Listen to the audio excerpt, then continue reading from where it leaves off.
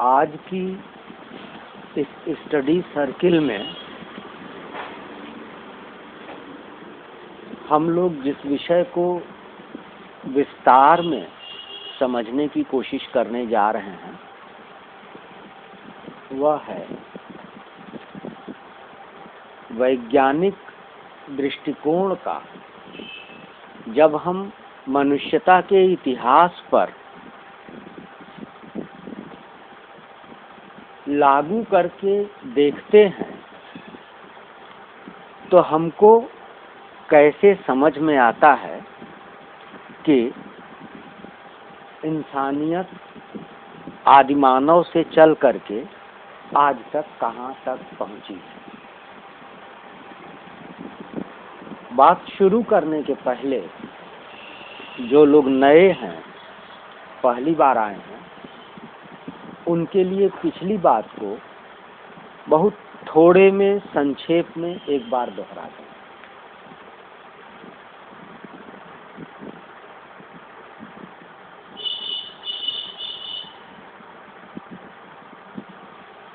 इस क्लास में आपको अपनी जिंदगी की समस्याओं के बारे में समझने में मदद मिलेगी। इस दिशा में आपकी समझ विकसित करने की कोशिश की जानी है। तो बात शुरू हुई थी वहां से कि जब भी हमारे सामने कोई भी समस्या आती है तो हम उसका हल खोजने की कोशिश करते हैं, और जब भी हम कोई भी हल खोजने की कोशिश करते हैं तो जैसा हमारा दुनिया को देखने का समझने का तरीका होता है उसी के हिसाब से हम दुनिया को देखते हैं और अपनी समस्या के समाधान का रास्ता निकालते हैं। तो आज तक दुनिया को देखने के बारे में, दुनिया को समझने की कोशिश में दो तरीके विकसित हो पाए हैं। एक तरीके का नाम है परंपरागत तरीका, दूसरे तरीके का नाम है वैज्ञानिक तरीका। परंपरागत तरीका किसी भी काम की वजह को सीधे सीधे जोड़ने के बजाय किसी तीसरी ताकत से जोड़ देती है, जिसके बारे में बताया जाता है कि तुम उसके बारे में जानते तो नहीं हो लेकिन उसको मानो। उस तरीके के चलते ढेर सारे अंधविश्वास विकसित हुए और पीढ़ियां उनको मानती चली गईं। सैकड़ों सैकड़ों पीढ़ियां उनको मानती चली गईं। जब भी किसी ने प्रश्न चिन्ह उठाने की कोशिश किया तो या तो उसे कुचल दिया गया, दबा दिया गया, उसका मुंह बंद कर दिया गया, या उसे संतोषजनक जवाब नहीं दे पाया जा सका।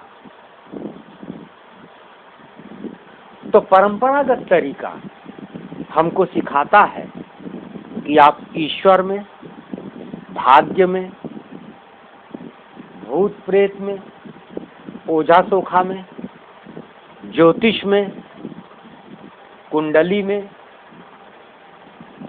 देवी देवताओं में,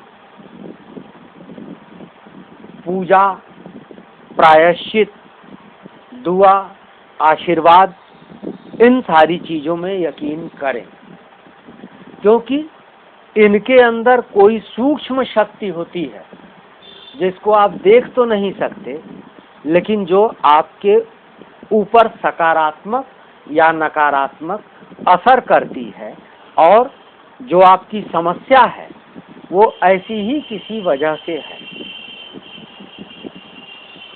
चिंतन का यह तरीका हमको बताता है कि आप इस जन्म में जो दुख भोग रहे हैं उसके लिए आपके एक ही नहीं अनेक पिछले जन्मों का किया गया खराब काम जिम्मेदार है, और उस खराब काम का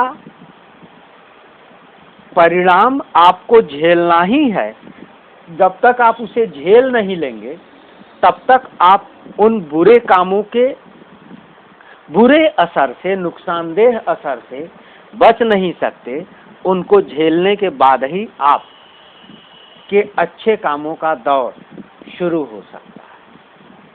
और इस जन्म में सोच समझ करके अच्छे काम कीजिए, वरना आने वाले जन्म में भी आपको ऐसी ही तकलीफ मिलेगी।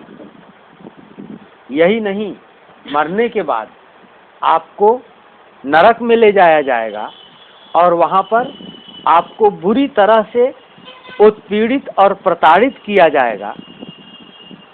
और अगर अच्छे काम करेंगे तो मरने के बाद आपको स्वर्ग में ले जाया जाएगा, और जो सुख आपको धरती पर नहीं मयस्सर हो पाए पूरी जिंदगी, उनसे कई गुना ज्यादा कल्पनातीत सुख आपको स्वर्ग में निश्चित मिलना है।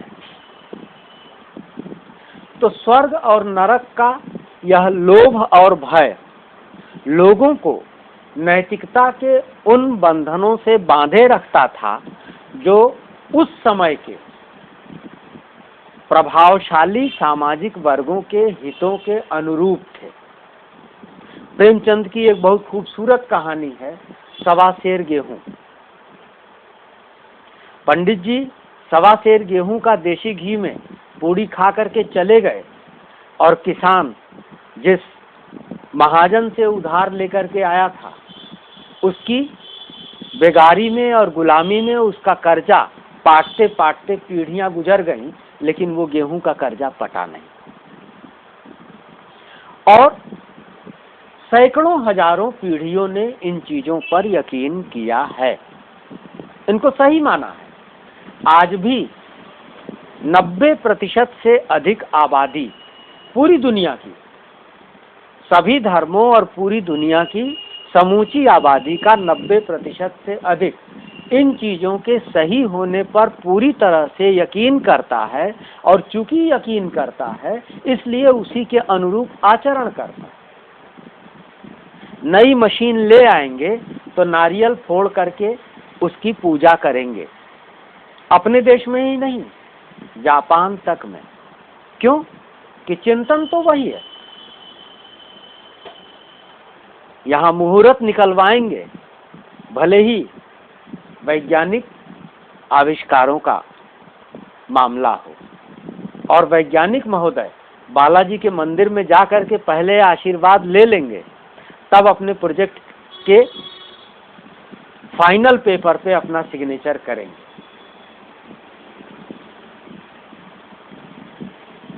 सर्जन महोदय, शल्य चिकित्सक, ऑपरेशन थिएटर में घुसने से पहले ऑपरेशन थिएटर के सामने लगे हुए हनुमान जी के चित्र पर दोनों हाथ जोड़ करके, माला फूल चढ़ा के, अगरबत्ती सुलगा करके आशीर्वाद ले लेंगे। वो पक्का जानते हैं कि हनुमान जी ने जब अपनी छाती फाड़ी तो उसमें से राम सीता दिखाई दिए। वो हैं सर्जरी के डॉक्टर, छाती के अंदर क्या क्या होता है उसके बारे में अंतिम हद तक पढ़ाई कर चुके हैं, लेकिन बिना हनुमान जी के आशीर्वाद के वो चक्कू, कैंची, छुरी उठाते नहीं, और कहते हैं कि जहां तक मेरा बस था मैंने कर दिया, आगे भगवान की मर्जी। यह एक ऐसा दिग्भ्रम है, एक ऐसा धुंधलका है जो आपकी सोच को, आपकी दृष्टि को, आपकी समझ को बांध देता है। और आजमगढ़ के विश्वविख्यात क्रांतिकारी राहुल सांकृत्यायन, जिन्होंने जीवन भर ब्राह्मणों और ब्राह्मणवाद का कठोर से कठोर शब्दों में तीखा विरोध किया, उनको उनकी अनुपस्थिति में काशी के ब्राह्मणों ने महापंडित की उपाधि दिया। राहुल सांकृत्यायन ने एक पुस्तक लिखी, उसका नाम है दिमागी गुलामी। एक और पुस्तक लिखी, उसका नाम है तुम्हारी क्षय। उनकी ये दोनों पुस्तकें बहुत पतली पतली हैं और समझ के इस तरीके के बारे में ही सवाल खड़ा करती हैं। तो अंधविश्वासों का तरीका, देवी देवता भूत प्रेत आत्मा परमात्मा स्वर्ग नरक का तरीका हमारे रोज रोज की जिंदगी की समस्याओं का एक तरह से हल देता है। एक लड़की बीमार पड़ती है, वैज्ञानिक दृष्टिकोण कहेगा कि इसको डॉक्टर के पास ले जाओ। आध्यात्मवादी दृष्टिकोण कहेगा इसको पंडित जी के पास, ज्योतिषी जी के पास, पुजारी जी के पास, साधु बाबा के पास या ओझा सोखा के पास ले जाओ, ऊपर झापर का कुछ मामला होगा। और दोनों विधाएं उसका इलाज करने का दावा करती हैं। इस समय ये कहता है कि मैं क्या करूं, मैं तो बहुत परेशान हूं। जाते समय ये कहता है कि मैं बिल्कुल चंगा हूं, अब बताइए कि मैं क्या करूं।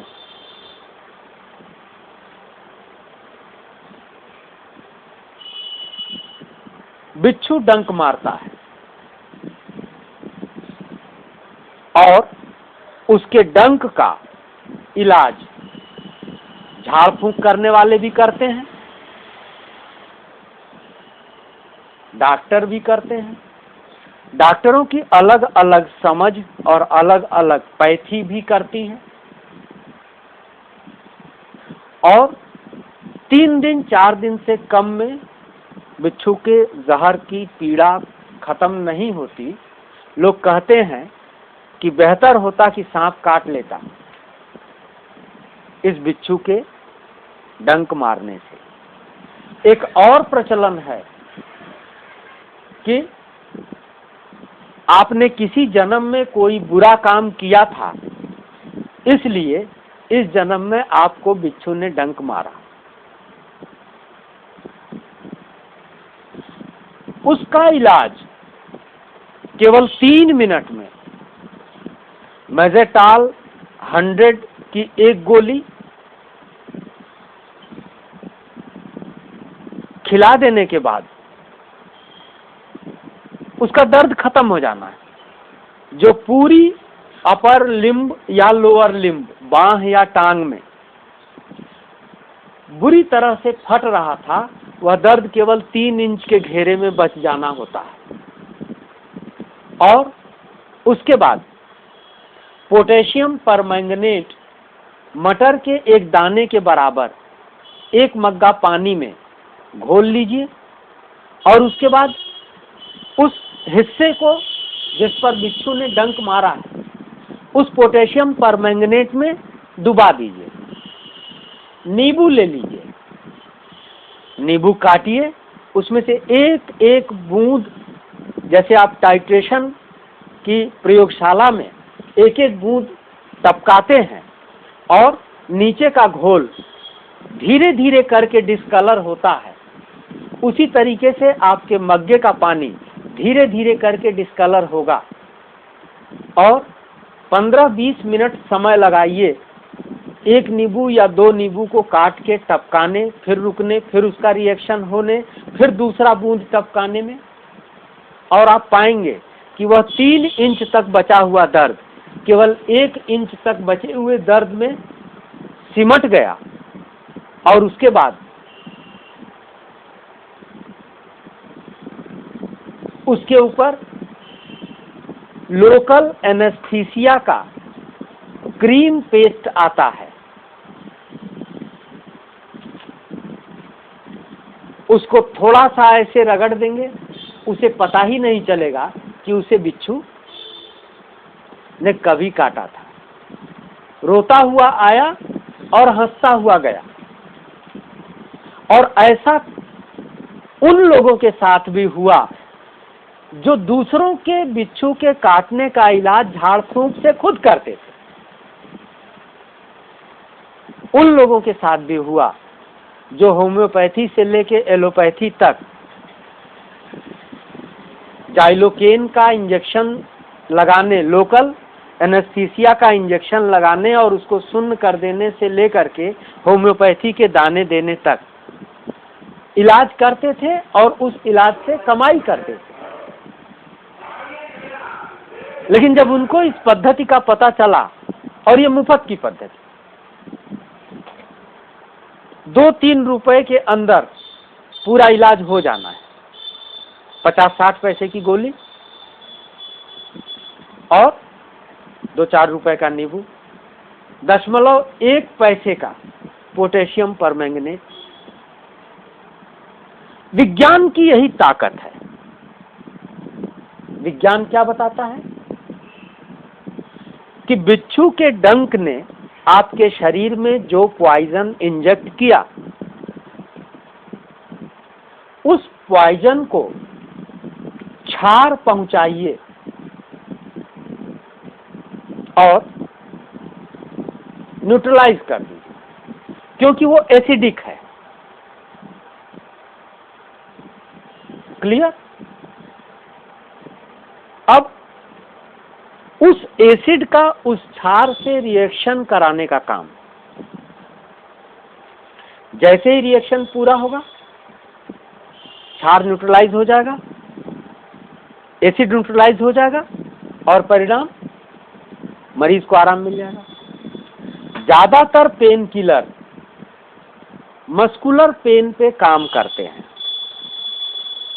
लेकिन बिच्छू का यह डंक तंत्रिका तंत्र को प्रभावित करता है।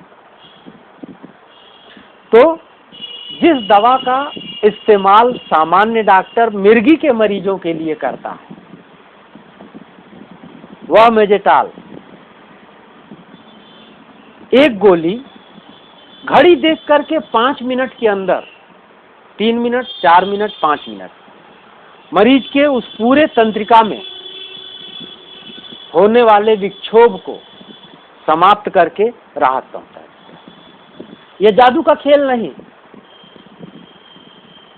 यह शुद्ध वैज्ञानिक तरीका है और इसमें एक नहीं,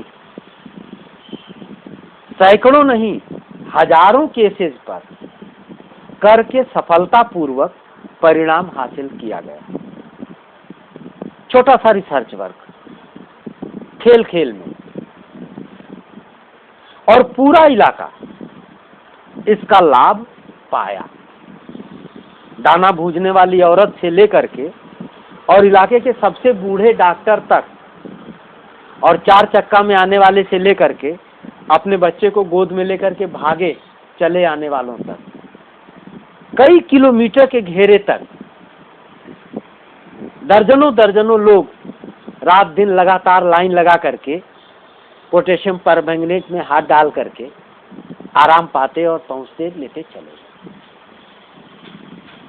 चिंतन की इस पद्धति का परिणाम है कि आप सही नतीजे तक पहुंचते हैं, 100% सकारात्मक लाभ पा जाते हैं, और चिंतन के अंधविश्वासी तरीके का परिणाम है कि बिच्छू वाला मरीज 3 दिन तक छटपटाता, उछड़ता, कूदता, रोता, चिल्लाता रहता है, और सब लोग जानते हैं कि इसके लिए कुछ नहीं किया जा सकता। बहुत करते हैं, उसके ऊपर चूना लगा देते हैं।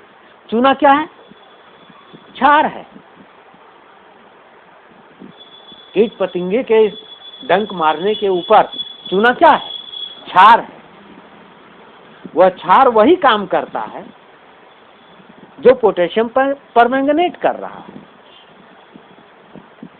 तो अब आप सोचिए कि आपको किस तरीके से अपनी समस्या का समाधान खोजना है। एक दूसरा उदाहरण दे देते हैं, आपकी जिंदगी का, आपके काम का उदाहरण है। अंग्रेजी पढ़ना, लिखना, बोलना, सीखना अंदर तूफान की तरह लोगों के दिमाग में पागलपन की तरह, सनक की तरह छाया हुआ है कि हाय अंग्रेजी, और ये हीन भावना से पूरा इलाका ही नहीं, शायद पूरा हिंदुस्तान ग्रस्त है, और शायद पूरी दुनिया, कहा जाए तो बड़बोलापन हो जाएगा एक बार कि मुझे अंग्रेजी नहीं आती, इसका मतलब मैं बहुत गया गुजरा, गया बीता। अंग्रेजी सिखाने वाली दुकानें छोटी हों चाहे बड़ी हों, बड़े से बड़े विद्यालय हों या गांव में चाक वाक टाक को, चाल्क वाल्क टाल्क पढ़ाने वाले, खुद हाई स्कूल में फेल अंग्रेजी के टीचर, क्योंकि मैनेजर साहब तो भट्टा के मालिक हैं, उनको वो भी नहीं आता, और टीचर को उनको 500 रुपए से ज्यादा देना नहीं है, तो इसलिए चाल्क वाल्क वाला ही मिलेगा।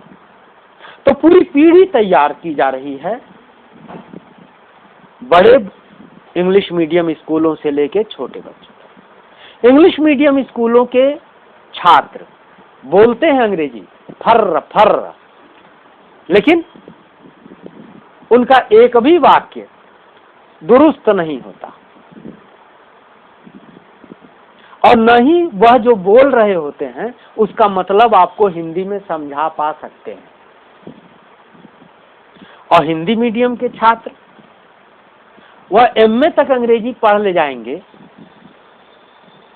लिख भी ले जाएंगे, लेकिन बोलने का सहूर नहीं आएगा। कारण वही प्रस्थान बिंदु गलत होना, महज एक कदम गलत चला था राहे शौक में, मंजिल तमाम उम्र मुझे ढूंढती रही। समस्या यहां है, आप समस्या से समाधान की तरफ बढ़े, इधर बढ़ेंगे तो वैज्ञानिक धारा पकड़ते सकारात्मक परिणाम तक पहुंच जाएंगे, इधर बढ़ गए तो चलते रहिए, खूब मेहनत करते रहिए, और वहां पहुंचेंगे कि अंत में हताशा और पराजय ही हाथ लगनी है। क्यों अंग्रेजी नहीं आ रही है, और हम लोगों ने जो अंग्रेजी सीखने का तरीका विकसित किया वह कैसे कर लिया, और क्यों इतने आत्मविश्वास से कह पाते हैं कि नहीं, इसी तरीके से ही पूरी अंग्रेजी सीखी जा सकती है।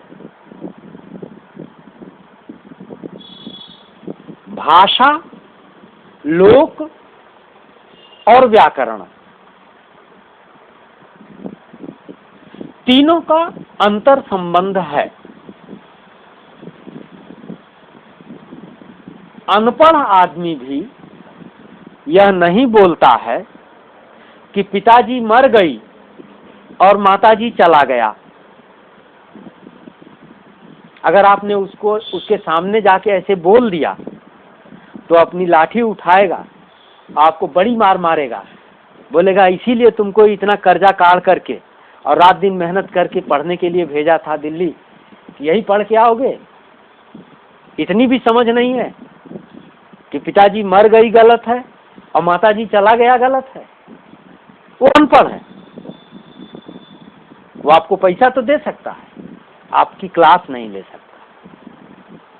तो लोग बिना पढ़े लिखे भी व्याकरण पर इतनी समझ रखता है कि वह गलत इस्तेमाल नहीं करता।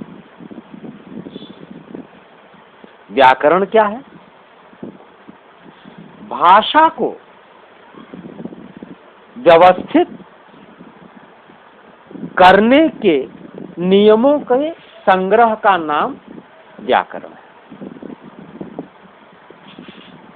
सही बोलें, सही लिखें, इसके लिए जो तौर तरीके, कानून बनाए गए, नियम बनाए गए, उन्हीं का नाम व्याकरण। तो पहले भाषा बनी या पहले व्याकरण बना? पहले भाषा बनी।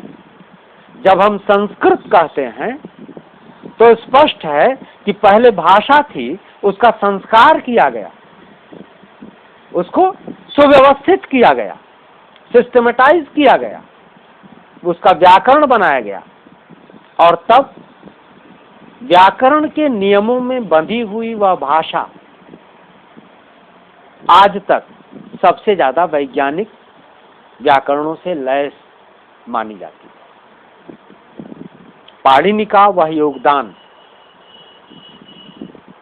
आज तक सबसे ज्यादा विकसित कंप्यूटर विज्ञान में भी माना जा रहा है कि संस्कृत ही कंप्यूटर के लिए सबसे बेहतर व्याकरण रखती है। अब जब हम अंग्रेजी सीखना सिखाना शुरू करते हैं तो इंग्लिश मीडियम के स्कूल, कॉलेजेस बच्चों को ग्रामर नहीं पढ़ाते। उनकी पद्धति अब जो लागू की जा रही है वह है कन्वर्सेशन पद्धति, नो ग्रामर।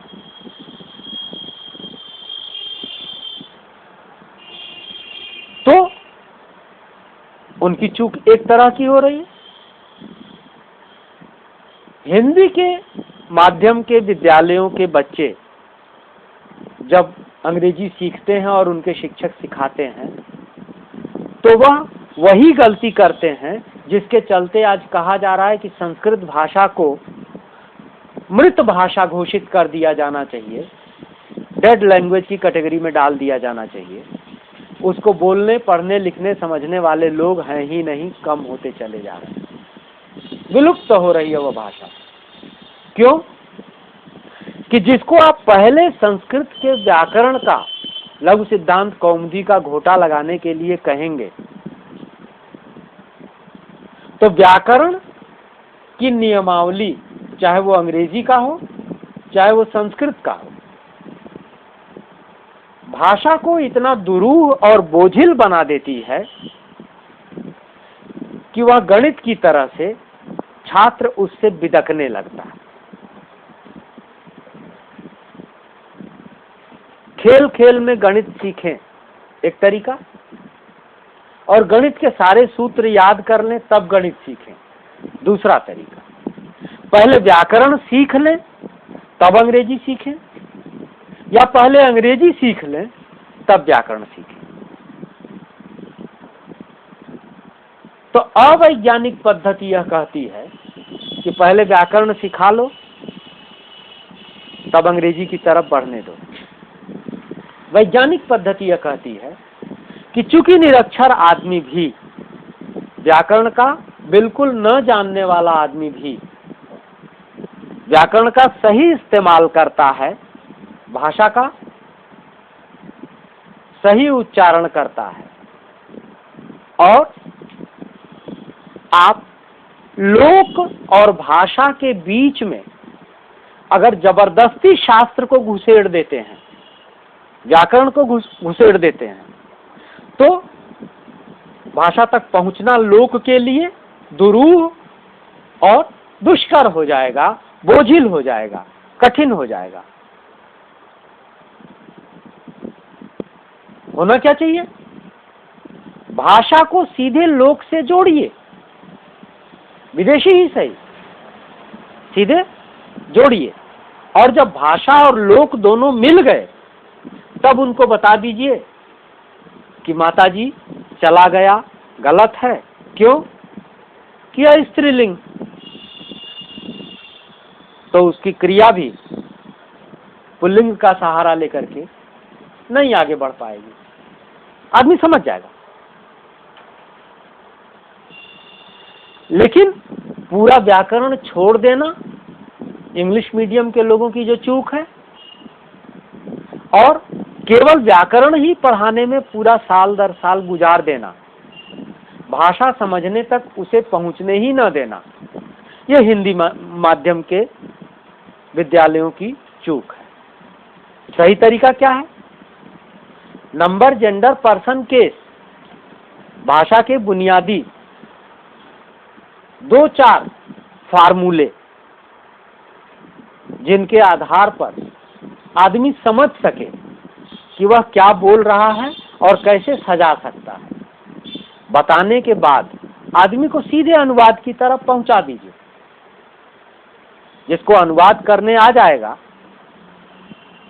थोड़ा थोड़ा खेल खेल में, सरल से सरल शब्दों में, बिना किसी तरह की जटिल पारिभाषिक शब्दावली का इस्तेमाल किए सीखता चला जाएगा। अनुवाद करने आ गया तब व्याकरण सिखा दीजिए। तब तक उसकी इतनी आधार भूमि बन चुकी रहेगी कि उस पर आप व्याकरण लेकर के जाएंगे तो उसे बोझिल नहीं लगेगा और वो समझता भी जाएगा। क्यों? कि उसे भाषा का बोध हो चुका है कि जो वो बोल रहा है उसमें कौन प्रीपोजिशन है और कौन कंजंक्शन है, कौन प्रोनाउन है तो कौन एडवर्ब है।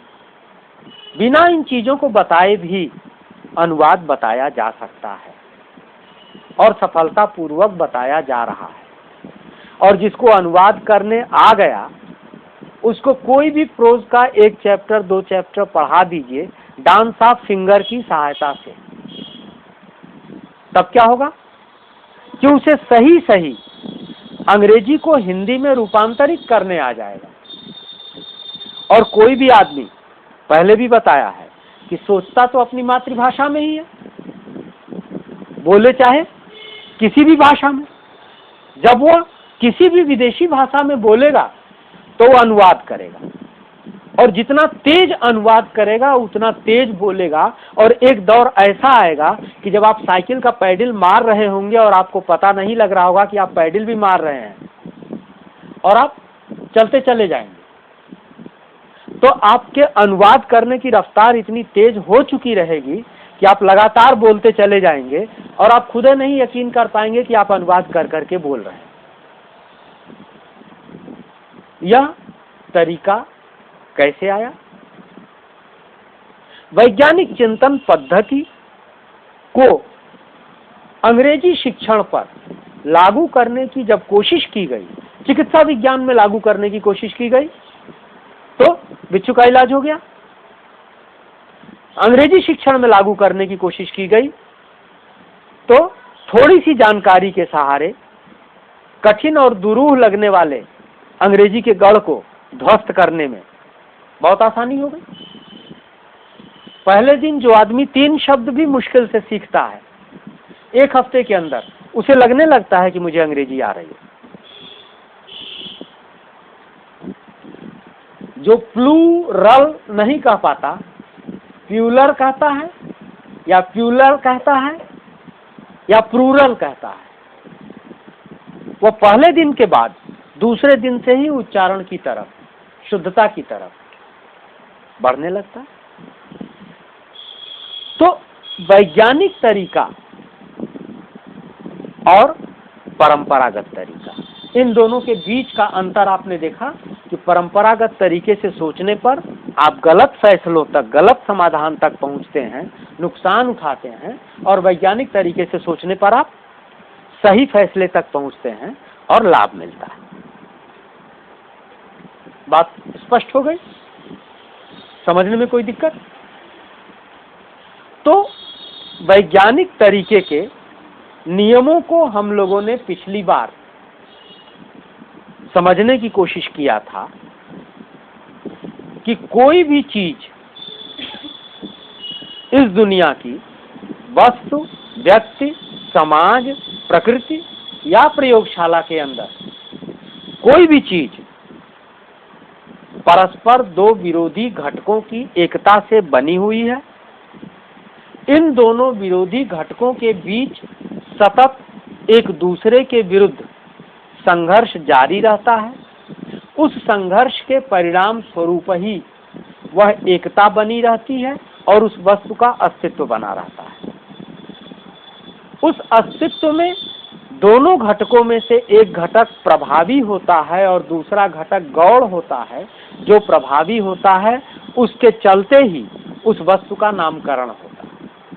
लेकिन उस संघर्ष के परिणाम स्वरूप प्रभावी घटक गौण घटक में और गौण घटक प्रभावी घटक में बदलता रहता है, बदल सकता है, और इस तरह से वस्तु का रूपांतरण और विकास होता रहता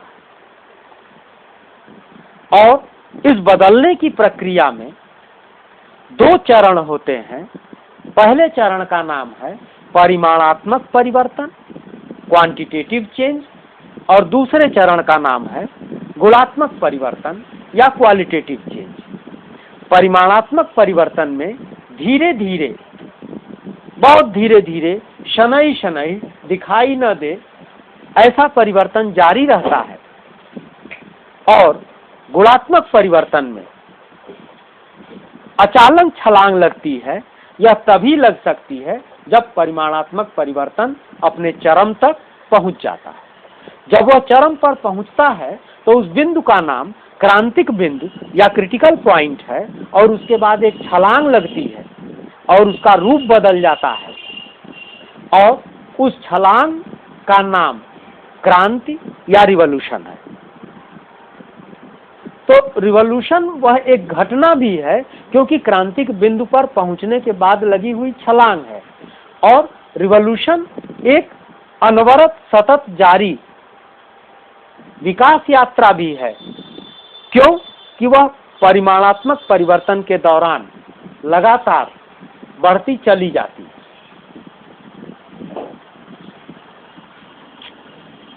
तो जब हम परिमाणात्मक और गुणात्मक परिवर्तन की प्रक्रिया का विश्लेषण करते हैं तो पाते हैं कि कुछ नियम हैं जो इनको परिचालित कर रहे हैं। उनमें पहला नियम क्या है? 1 divides into 2 unequal parts। कोई भी चीज दो असमान टुकड़ों में टूटती है।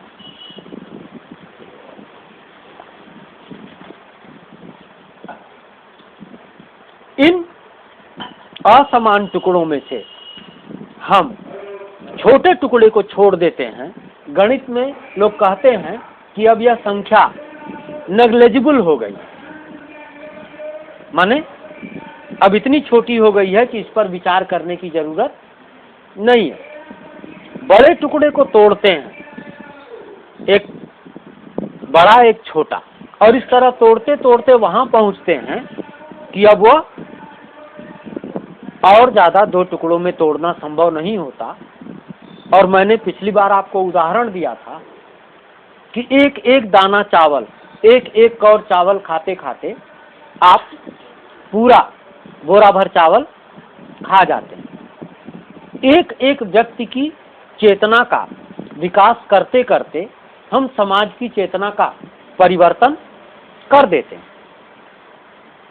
एक एक प्रयोग करते करते, बार बार असफल होते होते, अपनी असफलताओं से सीखते सीखते हम सफल होने तक पहुंच जाते हैं। तो इस टूटने की प्रक्रिया जब वहां पहुंच गई तो हम पाते हैं कि परिमाणात्मक परिवर्तन से गुणात्मक परिवर्तन की यात्रा के दौरान चरण दर चरण विकास होता है।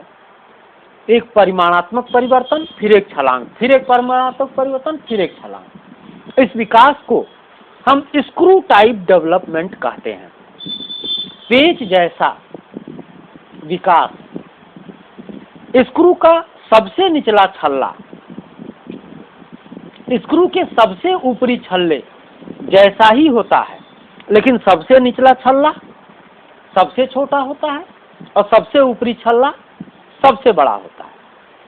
सबसे निचले छल्ले का आखिरी सिरा अगले छल्ले के पहले सिरे से, और इस तरह हर छल्ले का आखिरी सिरा हर अगले छल्ले के पहले सिरे से जुड़ा होता है और स्क्रू का पहला बिंदु स्क्रू के आखिरी बिंदु से जुड़ा होता है। क्लियर? तब हम देखते हैं कि इसमें जो बदलाव हो रहा है उसमें कुछ नई चीजें हासिल हो जा रही हैं, कुछ नए गुण जुड़ जा रहे हैं, कुछ पुराने गुण छूट जा रहे हैं। जो पुराने गुण छूट जा रहे हैं वह भी कभी नए थे, उनको भी जोड़ने के लिए हमने कोशिश किया था, लेकिन अब वह अपना कार्य पूरा कर चुके, अपनी भूमिका अदा पूरा कर चुके और उनका निषेध हो जाता है, नेगेशन हो जाता है। तो इस नियम का नाम है नेगेशन ऑफ नेगेशन थियरी। जिस चीज का निषेध हो गया, निषेध कब हुआ?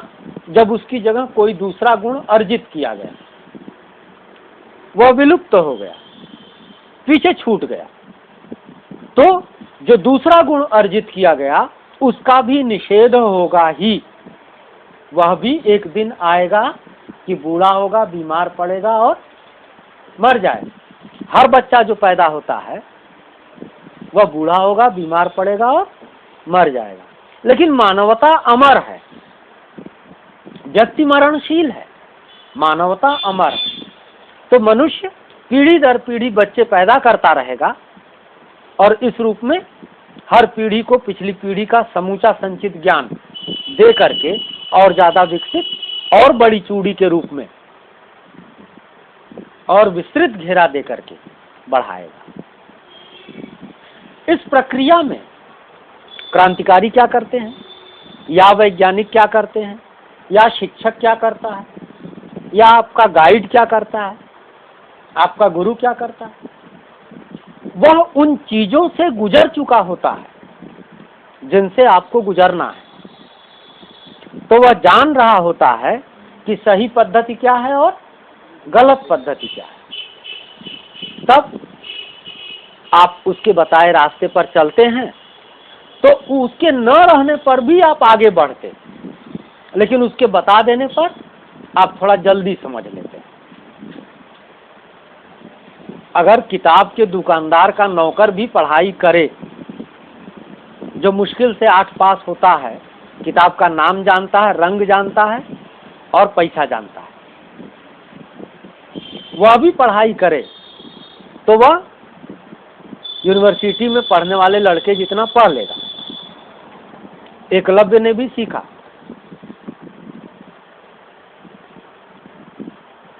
टीचर के रहने से क्या फायदा है कि आप उसको आसानी से, जल्दी से, कम समय और कम श्रम से अधिक गहराई तक समझ सकते हैं। आपको अंधों की तरह अंधेरे में टटोलना, प्रोब करना नहीं पड़ेगा। क्लियर? तो उस चीज की भूमिका केमिस्ट्री में, ऑक्सीजन बनाने में मैंगनीज डाइऑक्साइड अदा करता है। उसके लिए शब्द है उत्प्रेरक। तो क्रांतिकारी समाज के विकास में केवल उत्प्रेरक की भूमिका अदा करते हैं और कोई भी नर्स या कोई भी गायनेकोलॉजिस्ट, डॉक्टर खुद बच्चा नहीं पैदा करता। बच्चा तो बच्चे की मां ही पैदा करती है। डॉक्टर और नर्स और अस्पताल नहीं रहेंगे तो भी बच्चा पैदा होगा, लेकिन उनके रहने से सुरक्षित प्रसव और दोनों को, मां बच्चे दोनों को बचा लेने की अधिक संभावना बन जाएगी। न रहने पर भी बच भी सकते हैं, रहने पर भी मर भी सकते हैं, लेकिन संभावना दोनों में से ज्यादा उसकी है।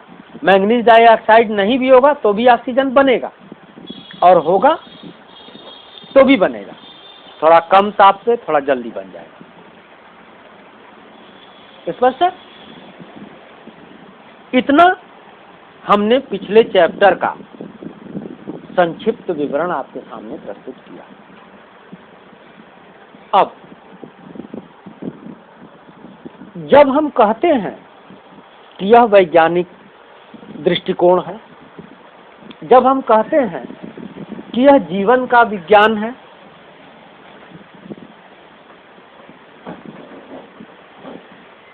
जब हम कहते हैं कि विज्ञान वह है जो हर जगह देश काल परिस्थिति बदलने के बाद भी उसी तरह से लाभ देता हुआ, उसी तरह से परिणाम देता हुआ लागू किया जा सकता है। हाइपोथेसिस, प्रिंसिपल और लॉ के बीच यही अंतर है। परिकल्पना वह है जो किसी एक आदमी के दिमाग में आई, प्रिंसिपल वह है जो एक देश काल परिस्थिति में सही साबित हो गया, और लॉ वह है जो हर देश काल परिस्थिति परिवेश में एक जैसा ही असर देता है। सार्वदेशिक, सार्वकालिक, सार्वभौमिक पद्धति के रूप में अपने को प्रमाणित कर चुका है। तो हम जिस विज्ञान की बात करते हैं वह जीवन में, प्रकृति में, मानवीय मनोविश्लेषण में, समाज में, उत्पादन में, अर्थशास्त्र में, दर्शन में, साहित्य में, कला और संस्कृति में, हर जगह रहन सहन से लेकर के सोचने, समझने, जानने, मानने के तौर तरीकों तक सब में लागू होना है। विश्लेषण की यह पद्धति हर जगह एक ही जैसा परिणाम देती हुई लागू होनी है। मैंने आपको 2 जगह लागू करके परिणाम दिखाया। चीन के अनपढ़ किसानों के बीच ये कहावत प्रचलित हो गई थी कि माओ की लाल किताब से बच्चा पैदा करने में मदद मिलती। माओ ने तो बच्चा पैदा करने का कोई विज्ञान, कोई पद्धति उस किताब में लिखा ही नहीं। उसका मतलब क्या था कि जिसने माओ की लाल किताब को पूरी तरह पढ़ के आत्मसात कर लिया है, वह अगर बच्चा भी पैदा कराएगा तो ज्यादा बेहतर कर ले जाएगा अपने काम को। परफेक्ट एंड द बेस्ट आप कब कर पाएंगे किसी काम को? जब आप उसे इस वैज्ञानिक पद्धति से करेंगे। आप झाड़ू भी लगाएंगे, कोई भी काम करेंगे, आप स्टूल रखेंगे, स्टूल उठाएंगे, सुनेंगे, नोट्स लेंगे, किसी से डील करेंगे या अपने अंदर सोचेंगे, पद्धति ये बना लेंगे तो द बेस्ट के नीचे होना ही नहीं। इसी की ताकत पर युग पुरुष बार बार दुनिया को बदलते और ललकारते रहे हैं कि 1.25 लाख तय एक लड़ाऊं और चिड़ियन तय मैं बाज तोड़ाऊं, तब गोविंद सिंह नाम का। यही वह कॉन्फिडेंस देता है जब एक व्यक्ति पूरे युग को संबोधित करता है, पूरे युग को आत्मसात कर लेता है और एक कोने में बैठ करके आवाज लगाता है और पूरी दुनिया पे असर पड़ता है। यही वह आत्मविश्वास है जो सुभाष चंद्र बोस के मुंह से निकलवा लेता है कि तुम मुझे खून दो, मैं तुम्हें आजादी दूंगा। कृष्ण के मुंह से निकलवा लेता है कि सभी चिंताओं को छोड़ दो, मेरी शरण में आ जाओ।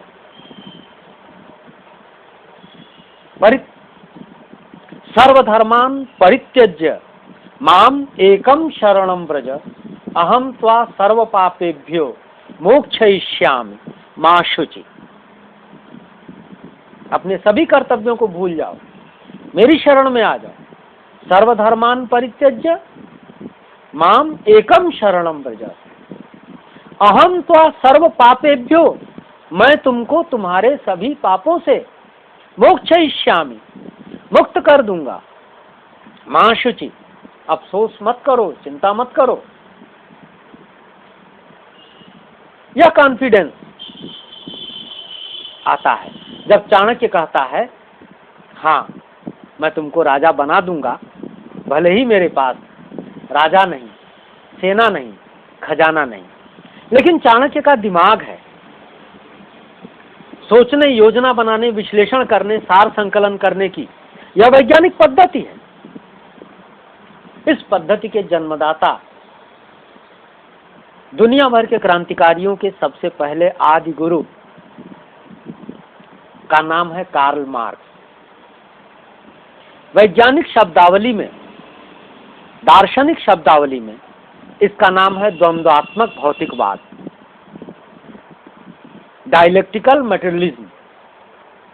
डायलेक्टिकल माने हर चीज में दो पक्ष, मटेरियलिज्म माने कोई दूसरी, तीसरी, चौथी, पांचवी, सातवीं दुनिया नहीं, यही एक दुनिया सच है, असली है, कोई दूसरी दुनिया नहीं।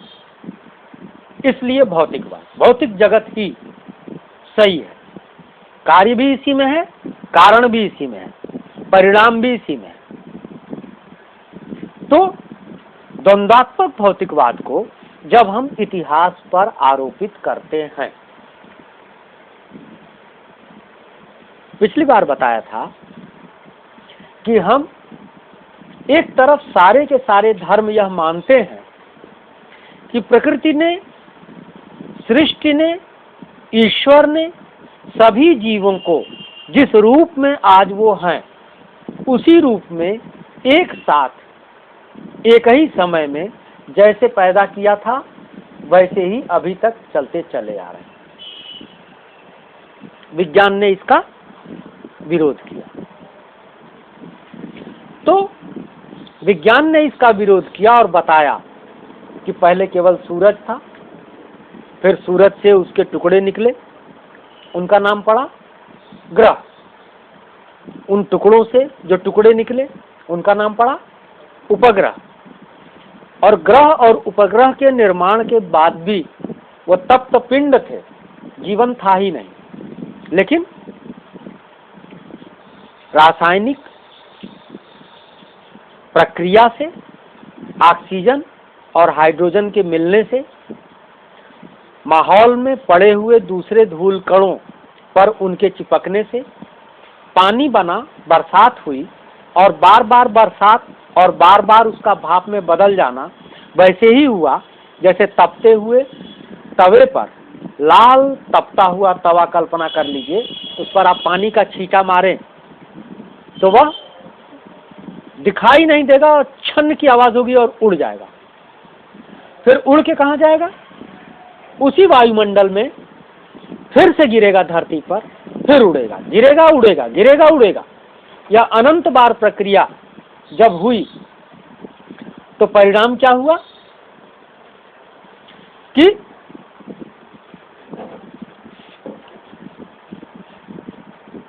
धरती की ऊपरी सतह कहीं सिकुड़ गई, कहीं फैल गई, कहीं पहाड़ बन गया, कहीं समुद्र बन गया। धरती के गर्भ में अभी भी वह सतत जाज्वल्यमान अग्निपिंड है, जो तनिक सी जुम्बिश खा जाता है तो ज्वालामुखी के रूप में फव्वारे की तरह से छर छर छर छर निकल पड़ता है।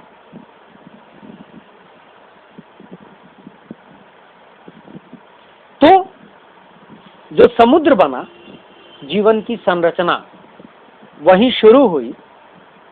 सारा जीवन चूंकि जटिल कार्बनिक रसायनों का एक विशिष्ट समुच्चय है, इस रूप में एक कोशिका का जो जीवन बना उसे हम अमीबा कहते हैं। एक कोशिका के जीवन से विकसित होते होते बहुकोशिकीय जीवन बने, उनका नाम पोरीफेरा, सिलेंट्रेटा, प्लेटीहेल्मिन्थीस, निमेटीहेल्मिन्थीस से होते होते आगे बढ़ा। और फिर जलचर का विकास होने के साथ साथ एक नई प्रजाति विकसित होना शुरू हुई, उसे उभयचर कहा गया, जो पानी में भी जिंदा रह सकती थी और स्थल पर भी जिंदा रह सकती थी। इधर स्थल पर और जल में दोनों जगह वनस्पतियों का विकास हुआ, कवक और शैवाल से लेकर के, और एक बीजीय और द्विबीजीय, मोनोकाट और डाइकाट वेजिटेशन तक विकसित हुआ। तो जो उभयचर प्राणी बने उनका उदाहरण क्या है? मेढक, घड़ियाल। इनके पास पैर भी थे जमीन पे चलने के लिए, पूंछ भी थी लहराने के लिए पानी में, तैरने के भी सिस्टम इनके अंदर थे और चलने के भी सिस्टम थे। धीरे धीरे करके इनकी दो शाखाएं बनी, एक वो जो रेप्टिलियंस कही गई, जो केवल रेंग सकती थी, उनके पैर लुप्त हो गए, वो केवल सांप। दूसरे जिनके अगले पैर पंख में बदल गए और पिछले पैर टांग में बदल गए, पंख बन गए तो वो उड़ने लगे, एवीज, चिड़िया। स्पष्ट हो रहा? थोड़ा जटिल बात को संक्षेप में कर रहा हूं। प्रकृति पर चर्चा करके मानवता के इतिहास पर चर्चा करना मुख्य विषय है। ये तो आपको किसी भी बायोलॉजी की किताब में आसानी से उपलब्ध हो जाएगा, हाई स्कूल लेवल से लेकर के ऊपर तक। तो जब चिड़ियों का विकास हो गया, तब तक आप देखते हैं कि गर्भ से अंडा निकलता है और वो निकला हुआ अंडा बाहर आकर के फटता है और उसमें से चूजा निकलता है। लेकिन उसके आगे विकास यात्रा जब हुई, एक दिन में नहीं हुआ। ऐसा बिल्कुल नहीं था कि 6 दिन ईश्वर ने सृष्टि की रचना किया और संडे को हॉलीडे मनाने लगे। बाइबल ने जब कहा तब बाइबल की जानकारी की सीमा थी, विकास उसके आगे हो चुका। हजरत नूह की कश्ती और मनु की नौका की कहानी पुरानी हो चुकी कि सभी प्रजातियों के बीज उस नौका में जुटा लिए गए थे और जब बाढ़ उतर गई तो फिर से सबका जीवन शुरू हो गया। वो कल्पना है, कहानी है। जीवन क्या हुआ कि अंडा देने वाले जीवों के विकास के बाद इस जीवित इकाई में वह सिस्टम डेवलप हुआ। जैसे पिछले जनरेशन का कंप्यूटर अगले जनरेशन के कंप्यूटर की तुलना में कुछ कम फीचर्स, कुछ कम सॉफ्टवेयर्स रखता है, और हर अगले जनरेशन का कंप्यूटर कुछ और नई चीजें जोड़ लेता है। तो हर अगले जनरेशन का जीव कुछ पिछले जनरेशन के जीव के कुछ गुणों का निषेध कर चुका होता है और कुछ नए गुणों का ग्रहण करने का प्रयास करके ग्रहण कर चुका होता है। इस रूप में त्याग और ग्रहण की वह प्रक्रिया जब मानवता के और प्रकृति के विकास यात्रा में आप लगाते हैं तो देखते हैं कि एक ऐसी सीढ़ी आ गई जब अब अंडा नहीं देता, अब पूरा परिवर्धन शिशु का गर्भ में ही हो जाता है और सीधे बच्चा पैदा होता है। जो सीधे बच्चा पैदा करते हैं वो बच्चे को मां अपने स्तन से दूध पिलाती है, तो उनको कहा गया मैमेलियन या स्तनपायी। स्तनपायी, पाई माने पान करने वाला। मैमेलियन क्यों कहा गया? क्योंकि स्तन ग्रंथि का नाम मैमेल ग्लैंड है, मेमोरी ग्लैंड है। तो स्तनपायी जीवों के विकास क्रम में हम वहां पहुंचे जहां भेड़ बकरी से गुजरते गुजरते हाथी घोड़ा से गुजरते गुजरते, शेर भालू से गुजरते गुजरते अंत में कहां पहुंचे? आदि मानव तक। ये जो बंदर घूमते हैं पेड़ पेड़ पकड़ के, वो प्रजाति नहीं, आदि मानव तक। आदि मानव के पहले जो बना वह चिंपैंजी या पुरुषाभ वानर था। चिंपैंजी से पुरुषाभ वानर, पुरुष जैसी आभा वाला, आदमी जैसा दिखाई देने वाला बंदर। क्लियर हो रहा? तो पुरुषाभ वानर ने आदि मानव को जन्म दिया। हमारा आज का चैप्टर आदि मानव पर ही केंद्रित है। इतनी बात आपको समझाने की जरूरत इसलिए पड़ी कि आप उस तरीके से देखना शुरू करें जिस तरीके से यह विश्लेषण किया जाना है, उस पद्धति से सोचना शुरू करें जिस पद्धति से आप सफल हों। और जब इस विश्लेषण को आप देखेंगे तो आपको लगेगा अरे मैं जानता कुछ और था, हकीकत कुछ और है। जैसे आंख से पट्टी खुल जाए, खूब 1000 वाट का बल्ब, कई बल्ब एक साथ कमरे में जलाया हुआ हो और आपके दोनों आंखों पर रुई की गद्दी लगा करके टाइट पट्टी बांध करके उस कमरे में ले आया जाए, और जब आप कमरे में पहुंच जाएं तो 4 चक्कर आपको लगवा दिया जाए ताकि आप रास्ता भूल जाएं कि किधर से आए थे, और आपसे कहा जाए कि दरवाजा देखिए, तो आप क्या करते हैं? अपने हाथ से और अपने पैरों से दरवाजा पकड़ने की कोशिश करते हैं। तब अचानक एक वैज्ञानिक उठता है, कहता है रुको रुको रुको रुको, इतनी रोशनी है तुमको दरवाजा नहीं दिखाई दे रहा? छोटा बच्चा आपका मजाक उड़ाता है, देखो दरवाजा इधर जाके उधर दीवार से लड़ रहा है भाड़ से। वैज्ञानिक कहता है एक ही काम करो, इस बल्ब को 500 आदमी मिलके करके फूकें तो बुझ जाएगा, या धीरे से खटका दबा दिया जाएगा तो बुझ जाएगा। वैज्ञानिक कहता है एक काम करो, इतना परेशान मत हो,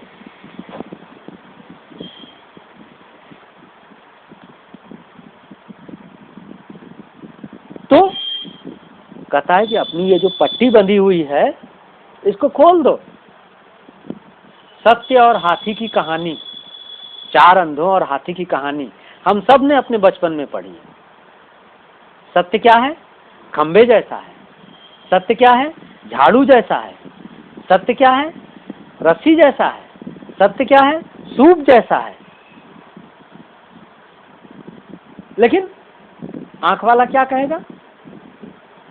ये चारों सही कह रहे हैं, इनमें से कोई गलत नहीं कह रहा है। सत्य हाथी भी है, सूप भी है, झाड़ू भी है, रस्सी भी है, खंबा भी है, लेकिन सबको जब तक मिलाओगे नहीं, समन्वय। देखिए यह विज्ञान साहित्य में कहां लेकर के आपको जाता है? शक्ति के विद्युत कण जो व्यस्त विकल बिखरे हैं हो निरुपाय, समन्वय उनका करे समस्त, विजयनी मानवता हो जाए। जयशंकर प्रसाद। समन्वय, ये भी सही बोलते हैं, ये भी सही बोलते हैं, ये भी सही बोलते हैं, ये भी सही, सब सही सही बोल रहे हैं क्योंकि सब दुनिया को देख रहे हैं। एक आदमी उठता है जो सबके बोले हुए को समेट करके अपनी बात कह देता है, तो अपनी बात नहीं कह रहा होता, वो सबकी बात कह रहा होता है। ज्ञान के बारे में मैंने बताया था कि किसी व्यक्तिगत प्रॉपर्टी नहीं है। बिल्कुल उसी तरह से सत्य समेकित किया जाना है। तो जब समेकित कर दिया तो आपको पता लग गया कि हाथी क्या है। तो अगर आपने 1000 वाट के कई बल्बों वाले कमरे में अचानक अपने आंख की पट्टी खोल दिया तो क्या होगा?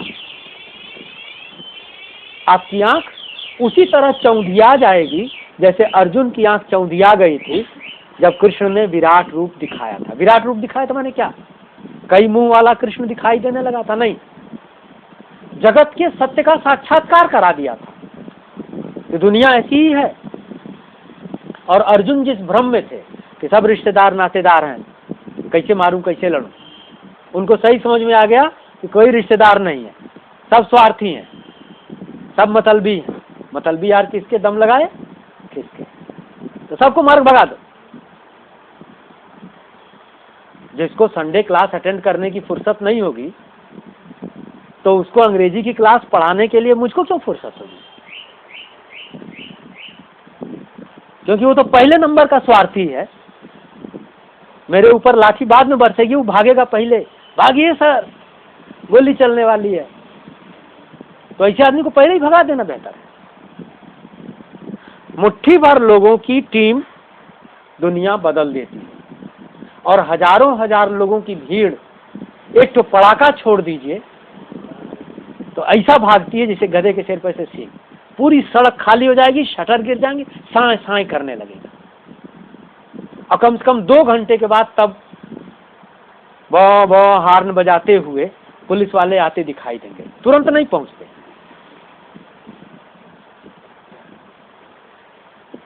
इस रूप में आपकी आंख चौंधी आ जाएगी, लेकिन जब आपकी आंख उस रोशनी में देखने का अभ्यस्त हो जाएगी तब आप पाएंगे कि आप तो अपनी बेवकूफी से अपनी ही आंख के ऊपर इतना कस के पट्टी बांधे हुए थे कि दुनिया जैसी है वैसी न तो आपको दिखाई दे पा रही है और न आप समझ पा रहे हैं।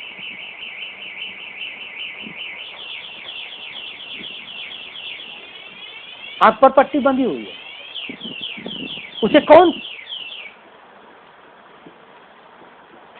उस पट्टी को कौन खोलेगा? राहुल जी उसी को कहते हैं दिमागी गुलामी। आपका शरीर नहीं गुलाम है, आपने अपने दिमाग को ही गुलाम बना रखा है। किसका गुलाम? अंधविश्वासों का।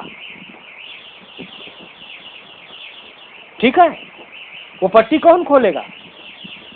विज्ञान खोलेगा। अंधकार तिमिरांधस्य ज्ञानांजन शलाकया चक्षुरुन्मीलितं येन तस्मै श्री गुरवे नमः। तो अंधकार रूपी, अज्ञान रूपी, अंधकार अज्ञान तिमिरांधस्य ज्ञानांजन शलाकया, ज्ञान के अंजन की शलाका से, चक्षुरुन्मीलितं येन। सिखों के 10वें गुरु थे गुरु गोविंद सिंह के 2 बेटे, दोनों लड़ाई के मैदान में खेत रहे। अब गुरु गोविंद सिंह के बाद कौन गुरु? बेटा कोई था ही नहीं कि गुरु बने। तो उन्होंने फार्मूला दिया कि अब आज से ग्रंथ साहब आपके गुरु रहेंगे। तो सारे के सारे सिख यहां से लेके कनाडा तक पहुंच गए। बहुत मेहनती, कोई भिखमंगा सिख आपको मिलेगा ही नहीं, खट के खाना जानते हैं। और बॉर्डर पे बसा हुआ है पंजाब, इसलिए पश्चिमोत्तर से आने वाली आंधी को सबसे पहले वहीं के जवान झेलते रहे हैं। इसलिए मार्शल रेस, योद्धा प्रजाति। वो सिख ग्रंथ साहब को पालकी में ढो करके ले जाते हैं, उनको चंवर डुलाते हैं। चंवर कहते हैं एक चंवरी गाय की पूंछ होती है जिसके बाल बड़े बड़े होते हैं, उसको जब मढ़ दिया जाता है एक डंडी में तो उससे एक पंखा जैसा बनता है जिसमें ढेर सारे बाल लगे रहते हैं।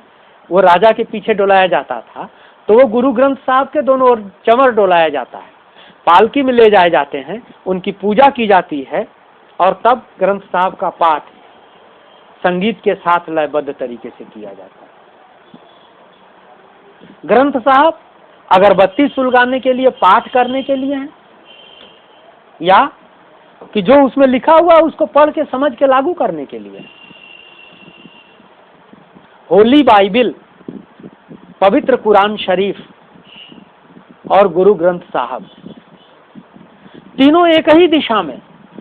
मनुष्य के आंख की पट्टी खोलने के बजाय उसको और जकड़ करके अपना अंधभक्त बना लेते हैं। ग्रंथ साहब अब पुस्तक नहीं रह गए, वो गुरु हुए, और ऐसे गुरु हुए कि जो केवल पुजवा सकते, ज्ञान नहीं दे सकते। तब हमारे भी गुरु हैं। कौन? जिसने इस विज्ञान का दर्शन दिया, उसका नाम दुनिया का पहला क्रांतिकारियों का गुरु कार्ल मार्क्स। बोले और भी कोई है? बोले हाँ।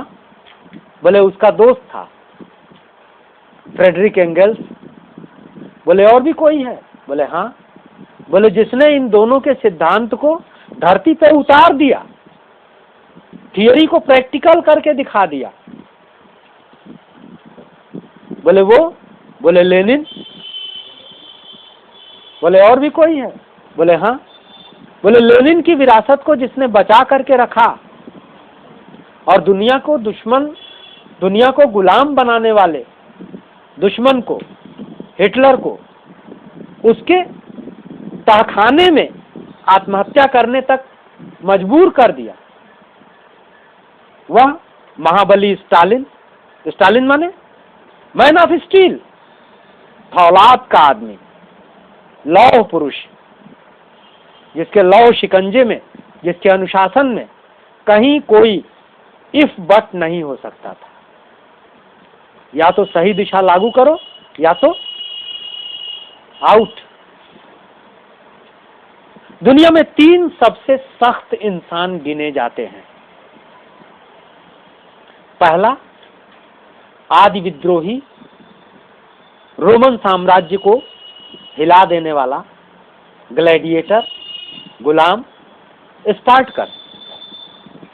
दूसरा, फ्रांसीसी क्रांति का महान सेनापति,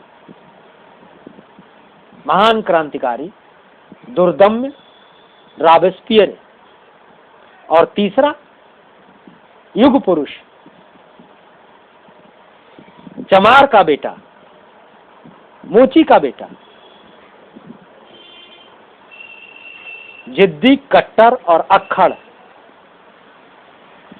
लौह पुरुष जोसेफ स्टालिन। स्टालिन के बाद केवल एक आदमी धरती पर आया जिसने क्रांति के इस विज्ञान में अपना और योगदान दिया, और वह था चीन का युग पुरुष माओ त्से-तुंग। माओ के बाद कोई दूसरा आज तक वैचारिक योगदान देने में, क्रांति के इस विज्ञान की धारा को और ज्यादा आगे बढ़ाने में सक्षम व्यक्तित्व धरती पर अभी तक नहीं आया। 1976 में माओ की मौत होती है। तो 5 हुए हमारे गुरु, मार्क्स, एंगल्स, लेनिन, स्टालिन और माओ। इनके अलावा जितने भी हुए, उन्होंने इनके सिद्धांतों को कहीं न कहीं लागू किया, कुछ सहमतियों असहमतियों के बावजूद, लेकिन उसमें कुछ नया अपना जोड़ दें, ऐसा कोई वैज्ञानिक क्रांतिकारी मस्तिष्क अभी वर्तमान जगत में पटल पर कहीं दूर दूर तक दिखाई नहीं दे रहा। तो मैं इस विज्ञान की रोशनी में आपको आदिम कबीलाई समाज की सैर करा रहा हूं।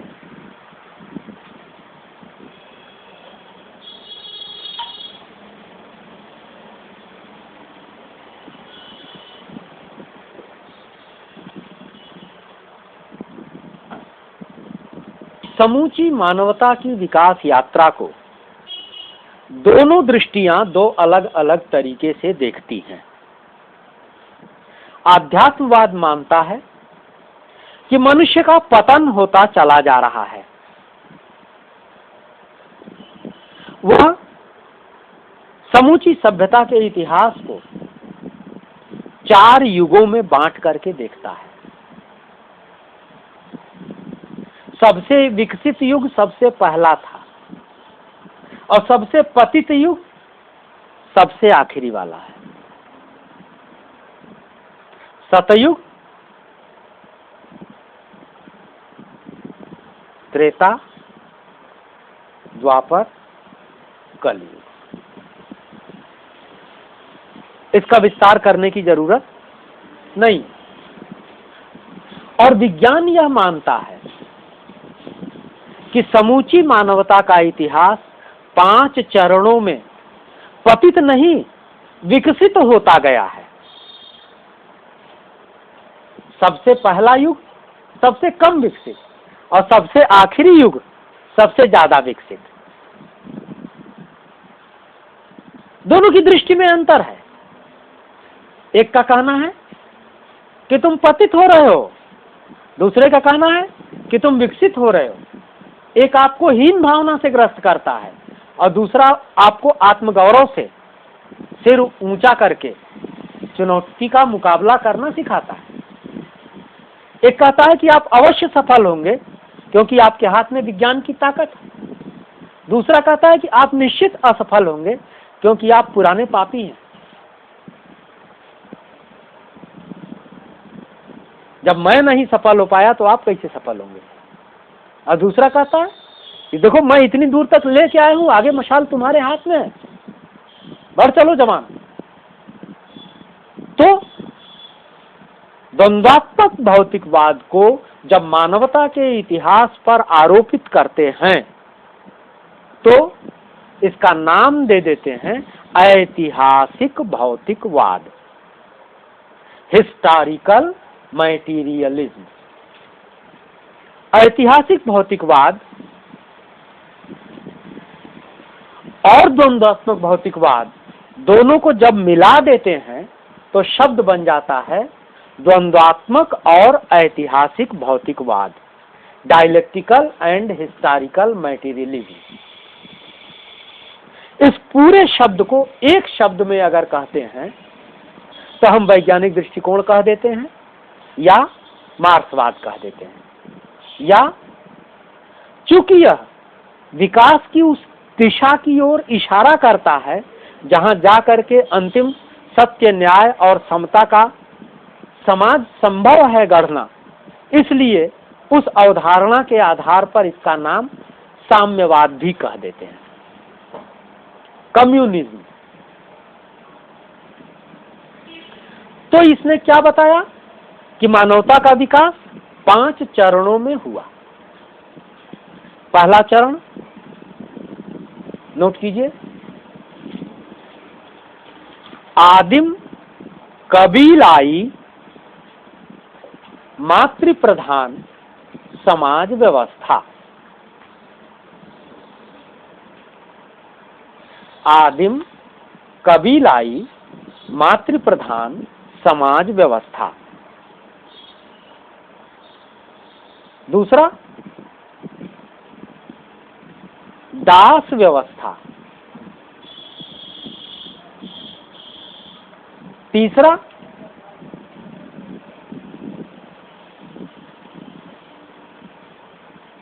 भूमि संबंधों पर आधारित सामंतवादी व्यवस्था।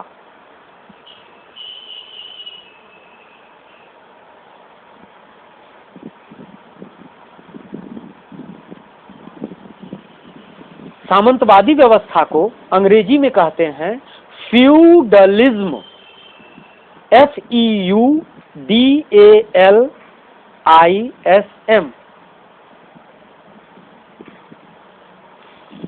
फ्यूडलिज्म।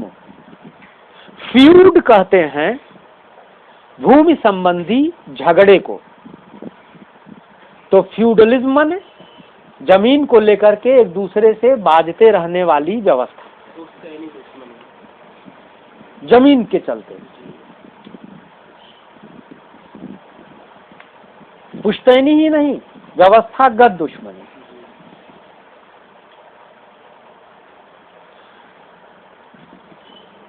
तीन बता दिया आपको। चौथी व्यवस्था का नाम है पूंजीवादी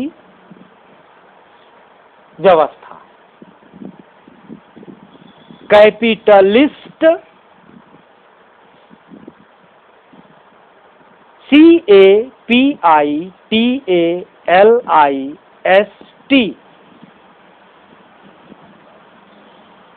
सोसाइटी।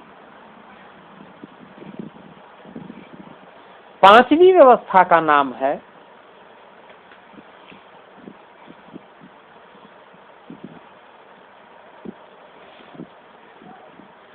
क्या नाम है?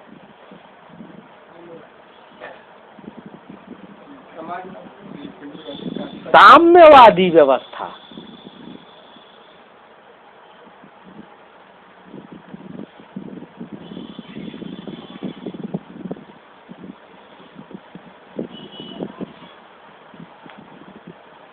और पूंजीवाद और साम्यवाद के बीच की अवस्था, साम्यवाद माने कम्युनिज्म, COMMUNISM,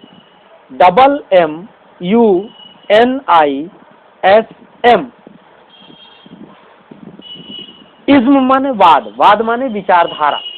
विचार और विचारधारा का अंतर क्या? विचार कोई एक विचार, विचारधारा माने एक विचार क्रम, एक विचार प्रक्रिया से निकला हुआ समूचा निचोड़, उसी को दर्शन कहते हैं, फिलॉसफी। तो कम्युनिज्म और कैपिटलिज्म के बीच में एक संक्रमण काल, ट्रांजिशन फेज, संक्रमण,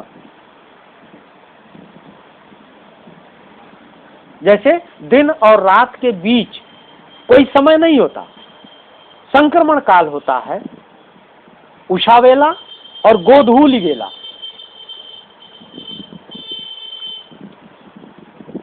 डान एंड डस्ट। उसी तरह पूंजीवाद और साम्यवाद के बीच में एक संक्रमण काल है, उसका नाम है समाजवादी समाज व्यवस्था, सोशलिज्म, सोशलिस्ट सोसाइटी, SOCIALISM।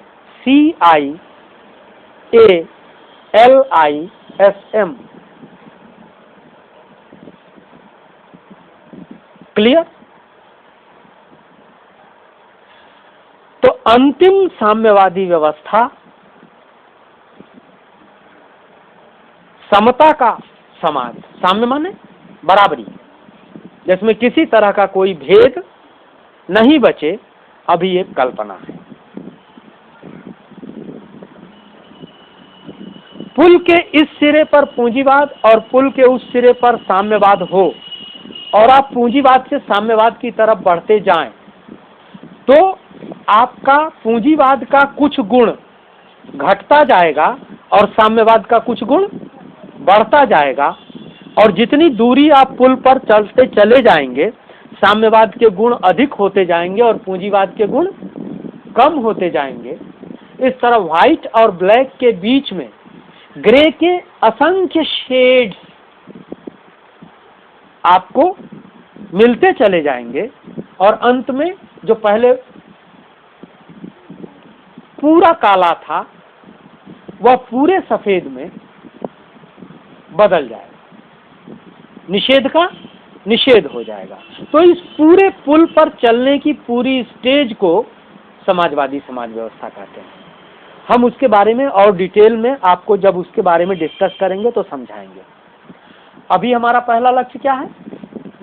आदिम कबीलाई मातृ प्रधान समाज व्यवस्था के बारे में आपको बताना।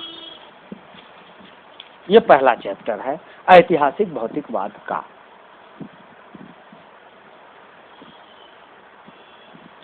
ब्रेक करने की जरूरत है किसी को? चले आगे। अभी तक जितना समझाया उसके समझने में दिक्कत हुई किसी को? किसी को कोई दिक्कत? किसी को कुछ पूछना?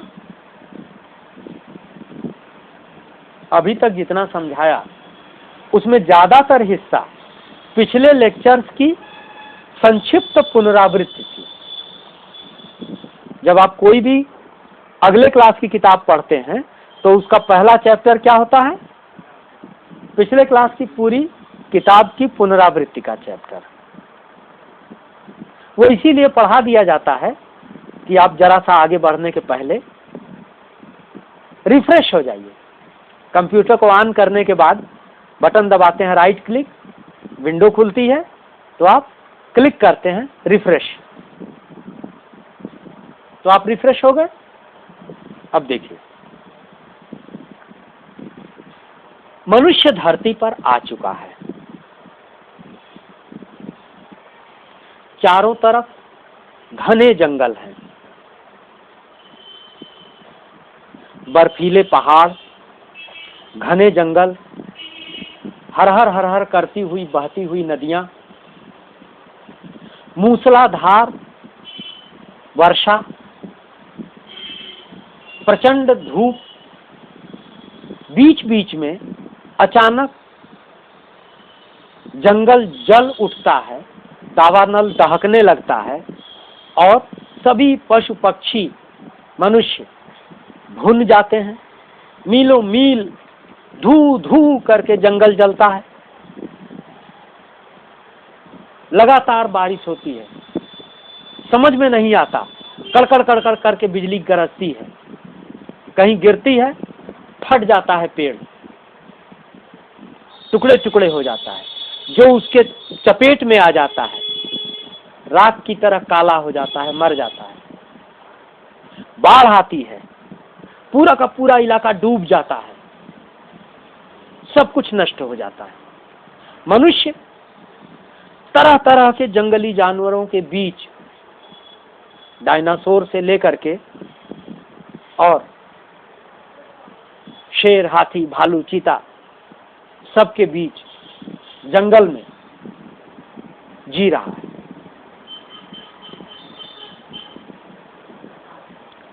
अब जीवन के लिए आवश्यक सबसे पहला साधन क्या होना चाहिए?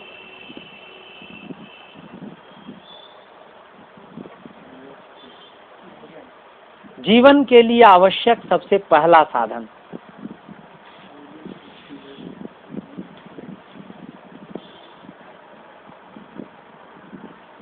कोई जवाब? ऑक्सीजन तो सबको उपलब्ध है, तभी जीवन है। जीवन के लिए आवश्यक, तुम सब लोग पेटू हो। पानी, पहली जरूरत क्या है? पानी। पानी है तो जिंदगानी है। ऑक्सीजन सब जगह है, पानी सब जगह नहीं है।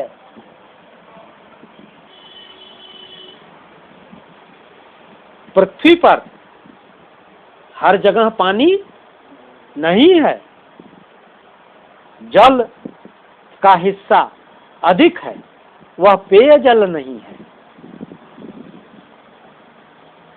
जो पेयजल है वह स्थल पर है। मनुष्य के लिए स्थल पर हर जगह पानी नहीं है, नहीं है ना?